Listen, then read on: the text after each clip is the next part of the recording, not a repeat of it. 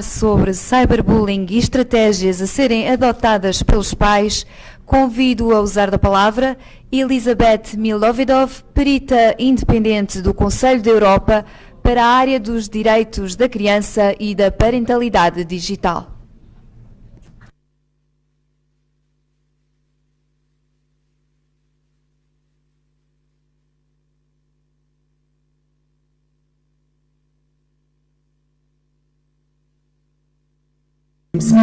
In English, okay? I hope that's okay. One second.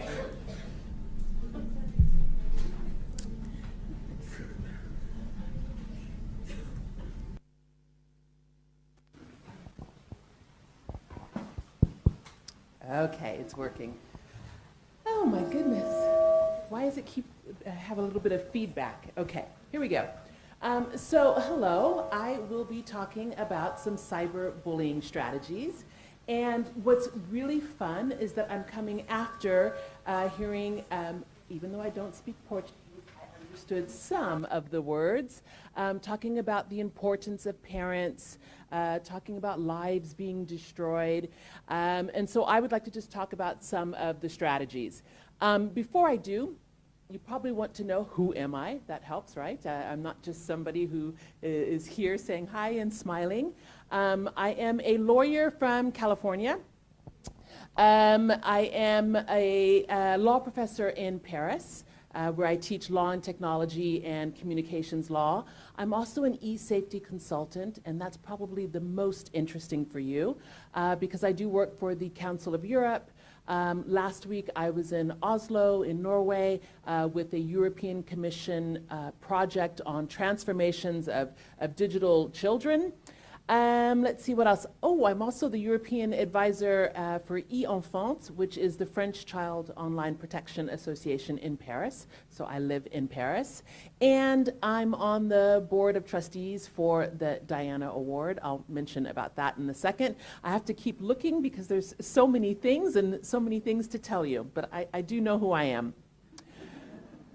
So here's a little bit of proof as well, because you need to have pictures now. I can't just tell you who I am. That's me as a law professor talking to real students, teaching them something. This was last week at a Google's event. We were talking about regulation, responsibility, again, this word responsibility about the parents, and resilience, which is a key term that we all hear again and again, especially when we're talking about cyberbullying and being online. I'm sitting right next to Marco Pancini, who is the head of YouTube, and YouTube is having lots of problems, and they're working on it. So it was a really exciting panel. And there I am again at a pop-up in Brussels, again talking about YouTube and always really talking about parents. Because one of the things that we've realized is that even when we're talking at the Council of Europe or the European Commission, or even here in Portugal, we'll talk about schools, we'll talk about education, academics, we'll talk about industry, we'll talk about the students themselves, but we often forget about the parents. And the parents need tools more than ever. They need to understand. So I also go on France 24, the English-speaking channel, although I do speak French, but I have an American accent, so I'm sure they don't want me on France 24 in French. And so here I go and I talk again to parents about what's happening. What is TikTok? What is Apex Legends? What's happening on Fortnite? Yes, I do have children, so I have to understand these things too. Here, this was a France 24 episode on cyberbullying. And these are little pictures of the back of the heads of my boys. My husband is Russian. That explains the Milovidov, because I'm sure you were all looking at the agenda saying, oh, wait a minute, what's she doing up there? Usually people are expecting a tall, blonde Russian, and then I show up. But my husband is Russian, so that means as well that I am an American citizen, with French nationality, living in Paris, married to a Russian, with my little children. Yeah, everybody's like, woo! Yeah, you guys can understand immediately who are going to be the first targets of cyberbullying, right? My little children. So always the back of their heads on social media. So just to show you, this is some of the work that I've done with the Council of Europe, where we've been talking about cyberbullying. On the left is the Internet Literacy Handbook that I was able to co-write with Janice Richardson, who created Safer Internet Day. There's also the Digital Citizenship Handbook, where I've gotten to do some work with lots of professionals and academics, and it's really exciting because cyberbullying is something that we talk about again and again. This was another project, and I think that's probably why Sophia invited me, because I spent 2 years working on this Enable project, which was the European Network Against Bullying in Learning and Leisure Environments. And we came up with an information pack for parents, with information and strategies to help parents. So I invite you to download it. All of these things are free and available for you. What's really interesting about this project is that we spent 2 years looking at 6 European countries, and we focused on children 11 to 14. And we were focusing on their social and emotional learning. And what we realized is that it was too late. 11 years old is too late to start teaching children about being kind, about teaching children to put themselves in another person's shoes. We saw our partners in Denmark, and they were starting social and emotional training intelligence at 3 years old. So I also do some consulting for European SchoolNet, which is also part of the InSafe network. And one of the things that I wanted to show with you today were some of the numbers from the helplines. As I'm sure you know how the helplines work. But I wanted to show you that this is from July to September 2017. You can see the #1 issue is cyberbullying. It's at 14%. Okay? So beneath we have things like privacy, love, relations, and sexuality.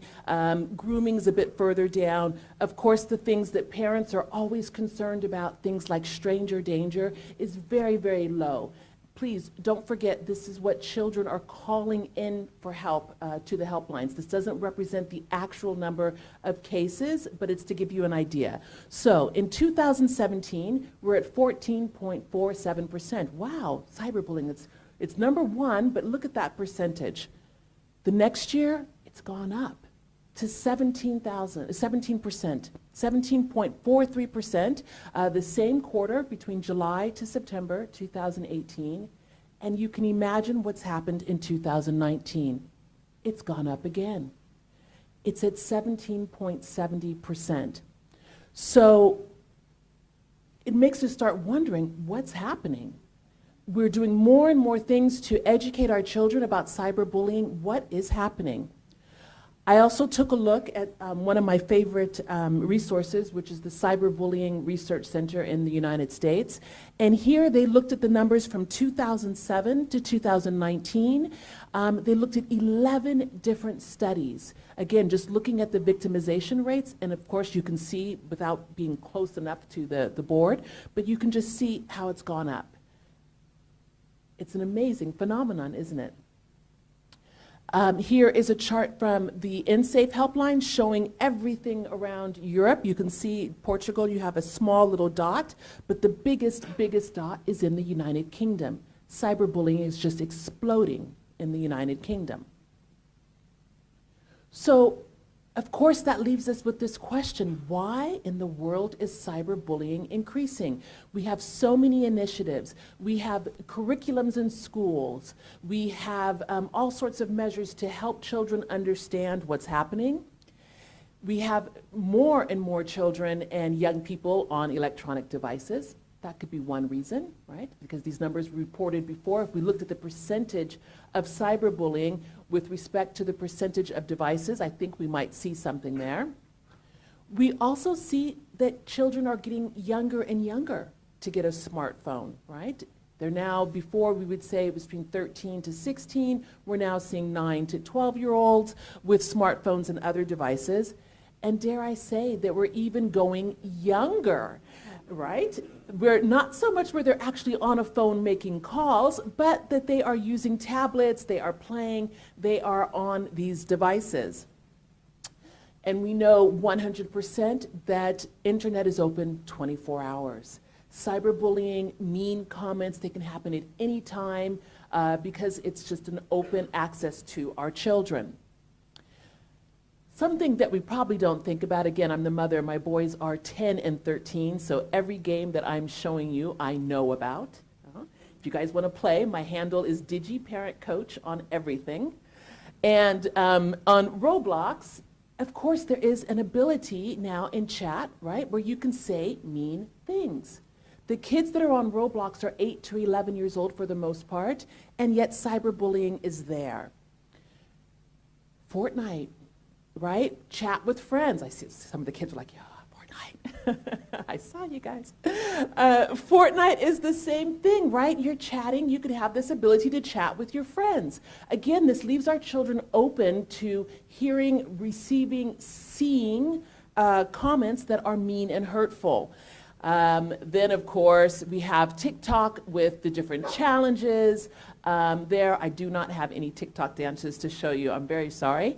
But what happens is that there's a lot of bullying because there are some children who have TikTok, who are making TikTok videos, and there are other children who are not. And so the ones who are not, they're being pointed at and called out. A lot of peer pressure is happening around what's cool and what's not. WhatsApp, huge issues. WhatsApp is for 16, right? And yet we see so many younger children on WhatsApp in their family groups, but sometimes the parents don't realize that invitations can be sent, conversations can be had, and that WhatsApp is a whole nother issue and a whole nother area of challenge for children to handle alone.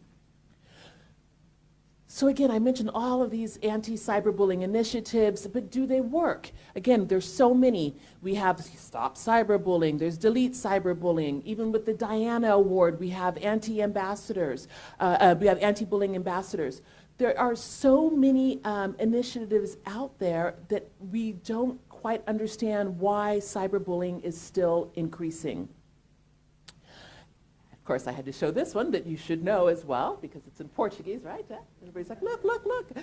And you know, there's buttons, there's ways to report, there are ways to get help, right? And yet, we understand what's happening, right? Even though there's so many initiatives, even though there are so many ways to report bullying and to get help with bullying, the world is getting a little bit meaner.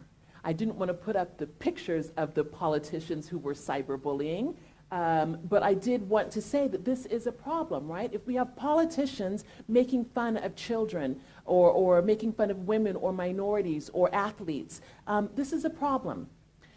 We have this online mob mentality that we're seeing where everyone is jumping in because they feel that they are anonymous, that they won't be seen, they won't be heard, and so they can say those little remarks. We also have fear and discrimination. This is something that's huge. I'm starting to see more and more how, because of the coronavirus, how there is a serious issue with people being cyberbullied. And we're seeing these things. This is our society that we're living in. And let's talk about sports and racism. Some of the things that we see that happen while we're playing on the field that then gets transferred online. These are the issues that are in our society today, and yet we struggle to understand why cyberbullying is increasing when we can see that the world around us is not necessarily getting nicer. So when we look at the targets of cyberbullying, we know that anyone who's different is going to be targeted. Anyone who is special is going to be targeted. That little girl on the left is my niece, Jada. She has Down syndrome. Her and her mother also created a chapter in the Enabled book. We know that people who are lesbian, who identify with LGBTQIA+, are also going to be susceptible to cyberbullying. Girls, just by being a girl, or you're going to be cyberbullied, or not knowing what your gender is, you're going to be bullied. Religion, We know that if you have religious differences, it's easy to become a target of cyberbullying. Minorities, diversity, children that are different, also easily targets of diversity. Any time that you are the one outsider, the one person who's different in a group, you may become a target of cyberbullying. So I'm just going to quickly talk about some of the things that I do when I speak with parents, when I try to help them identify what is cyberbullying. So I tell the parents that they should be watching their children, right? Already they should be talking with their children. They should know if their children are upset or mad when they're online, if you're seeing a significant increase or decrease in their online activity. If your child is becoming withdrawn or anxious or even turns off the computer when you walk by or quickly puts away their smartphone when you walk by. If your child has difficulty concentrating, then there might be some things happening, or if there's changes in grades, or if they start acting in uncharacteristic ways. Now, this list is by no means the recipe for what is if a child is being cyberbullied. It could be that the parents are going through a divorce. It could be that the child has just moved to a new city. So you can't take these signs as being the complete indicators. But what I can tell you that you should definitely share with parents is that they know their children. You know when something is off, follow your instinct. We know that 60% or more of children do not report when they're being cyberbullied. That means they're out there alone thinking they can handle it on their own. We also know that parents will sometimes say, oh, they're just being a teenager. These are just the teenage years. It's not always that simple. We have to dig in and dig deeper. I know there are a lot of parents who say, but I don't know technology. I have no idea. I can't help them. That has nothing to do with it. You don't have to be tech savvy to understand how to parent your child in the online world. So again, then talking about some prevention strategies for cyberbullying. Talking to your child about bullying, harassment, trolls, just talking to them. If I just walked out of here right now, I would say, talk to your children. That's it. That's the best prevention strategy ever. You're going to be talking to your school, to the teachers. Teachers, please talk to the parents. They don't always know what's happening. And for the parents, I say get to know your child's friends. Who are the social influencers as well? Who are they following? Who is their favorite YouTuber? These things will also tell you what's happening if your child is following a YouTuber who bullies other people. Of course, we always say monitor online, check in regularly. I did hear before the famous questions, how was your day today? How was your online day today? We cannot stress that enough, that is really just the conversation that you need to get things going. Now, of course, we all would love to be able to have these walks with our children, and this would be the perfect moment to bring up their online world, but we know that that's not always the reality. Sometimes it could be just while you're doing dishes together. And I hope that your children are doing dishes in your house. In mine, it's not yet there, but I'm working on it. But I find other occasions with my boys to talk with them about what's going on, and it's usually when we're watching TV, because you can use these examples, you can use movies, use anything that you see and find as a teaching moment, a learning moment with your children. So some parental responses to cyberbullying. Again, what we want parents to do, document, report, take screenshots, report it to the school, show them the image. Do not start mailing things out to people. Please don't do that, because then you're just continuing this harassment. Report on the site or the app where something happened, and especially if it's about a younger child, and block those bullies' online accounts and the phone numbers that are sending any of the harassing messages. These are just some of the same things that you would do if your child came home and told you they were being bullied in the schoolyard. It is really the same thing, but just take it into the online world. What I don't want you to do is to run to school and start blaming the other parents, right? You do not need to confront the other parents. Leave them alone. Let the school take care of that. What I also don't want you to do is to lock down all the technology. Oh, you got bullied. Okay, well, I'm taking away all of your technology. Please don't do that, parents. You are really depriving your children of their social networks, you're depriving them of digital opportunities as well. There are better ways to handle this than locking it all up. And I cannot stress it enough, please don't forget the child who is bullying others. That child needs help as well. That child needs your support. It is never, ever the child. It is always, always the behavior. And that is something that parents have to realize themselves, so that way they can guide and support their children. So I'm going to finish up here with the parental wish list. Some of the parents that I've talked to, where they ask me of things that they would love to have. This is Cyber Patrol, online protection, protect your child from unwanted bullies in cyberspace. Now, all of this technology, this is great, but you know as well as I do that your children can get around it, that nothing is foolproof. I once put a parental control on one of my computers at home, and my 11-year-old at that time, he went on to Google and he wrote how to uninstall parental control. And Google so kindly showed him a video, and he uninstalled the parental control. And he came in to see me, and of course I received an alert on my phone saying, alert, alert, parental control uninstalled. And within 2 seconds, my 11-year-old fiercely came in and said, Mommy, Mommy, I'm a hacker. So, there we go. We know about parental controls, so don't believe all of this. People also ask me about, tech support and the different apps that exist. Yes, there are apps that have been created by children to help and support us. There's also the Rethink to stop online hate. There are lots and lots of tools out there, both tech tools, resources, reading materials, videos. But what I've heard parents say is that they want some of the social and emotional learning to start earlier, to start younger. We need to reach our children when they are young, when they're not all taken up by that technology, to teach them at this age to be kind, to be respectful of differences. And when I say go young, I say go young. We really can go as young as possible to teach our little people about kindness and empathy. Another thing that's important is teaching our children when we have devices, when they're online, this whole idea of netiquette, of net etiquette. What is amazing to me is that as we have our children, if our child hands you something, you say, oh, and what do you say?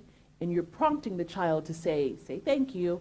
But we don't do any of these things online. Our children are online gaming, sending emails, sending text messages, and we do not prompt them on how to write responsibly, how to write safely, what is the correct response, especially, for example, if someone asks you for a nude photo, what is the correct response? There are responses and strategies that parents need to give children. And they need to give these strategies for all devices, because children can be bullied on speakers. Children can be bullied on smartwatches. These are the speakers, Alexa and Google Home. Children can be bullied in games. So they need to know, parents have to be vigilant and take care of all of these areas. There are also resources that parents can find and see easily. And you see, you thought I was a stranger to Portugal. No. So this was some strategies that I did before with Tito and Sonia Sexas, who I had the pleasure of working with a few years ago. Again, there's so much out there that people can just take and use and adapt. I think that for the teachers that are here, talk with the parents. Let them know that you are on their side. Parents feel as if they are alone, and that the school has the school policies and the school rules, and you and I both know that's not true. I also think it's important that parents understand the degree of importance in your child's life. Just because your child is saying, I got bullied because I didn't have the latest skin in Minecraft or the latest skin in Fortnite, you may say, oh, that's so silly, that's so ridiculous. For them, this is catastrophic, okay? These are the things that are important to them in their lives. And yes, that's happened to me too. I think another issue that's important is to realize that cyberbullying and handling cyberbullying, this is not just resolving a conflict. This is more than that. This is really dealing with a child who's been harassed. This is trying to teach our children how to deal with their emotions. And I think if I could leave you with just one last word, as I've shown you all the technology, all the tools, all the strategies, all of the digital citizenship curriculums and books and everything that's out there, I think we need to go back just to the beginning, which is just kindness. Kindness is the best arm, the best tool that we have to teach our children to best prepare them. Now, I don't know if I still have time for questions, Sophia, do I? I'm not sure. If you guys want to reach me, you can always ask me questions there. I'm not sure if I have time. Yes, I do have some time? Okay. If there's anyone who has a question or who wants to play on Fortnite with me or Minecraft, again, it's DigiParent Coach. On Fortnite, you have to promise to give me medic stuff because I get killed a lot because I'm not very good. No? No questions? Well, that's great. Oh, there's a question. Yeah. Yes? You know I did. You know I did. I bought the skins, yes. Yeah, where do you draw the line? Well, for me, I stopped doing family media agreements, and I started because everybody says, do a family media agreement, myself as well. But what I ended up doing was saying, okay, we have our expectations for our family. You know what you're supposed to do. And so I made it as simple as just putting a chore chart on the wall. So that way it's not me screaming and running around saying, did you do your homework? Did you clean your room? I just point to the chore chart. If the charts are not done, they can forget it. They are not seeing any skins. They're not getting any jewels. They're not getting anything. But it is a really good question because it's hard. My youngest now is playing Brawl Stars, and he, just before I left coming here, he said, but Mommy, I have to open up this new box. So I admit I did kind of advance a little bit. I know. But I can play with him from the hotel, so I can play Brawl Stars too. But one of the things that I do stress and tell families is that it's your house, your rules. While somebody might say, okay, Elizabeth is a little crazy buying some Brawl Stars stuff before she left, that's fine. But what I also know is that when something happens to my children on Brawl Stars, and things have happened, when they see something on YouTube that they shouldn't see, they come and they tell me about it because they know that I am not going to go crazy. Inside, yes, I may be crazy. Afterwards, I may go get a very big glass of wine, but my children don't see that. They just see me being calm and parenting. That answer your question? Yeah? Okay. But if there are any more questions, I will be here. I will be all around, and it was just an absolute pleasure to hang out with you. I see some TikTokers that I know I want to hang out with you guys, so that's all I'm going to say.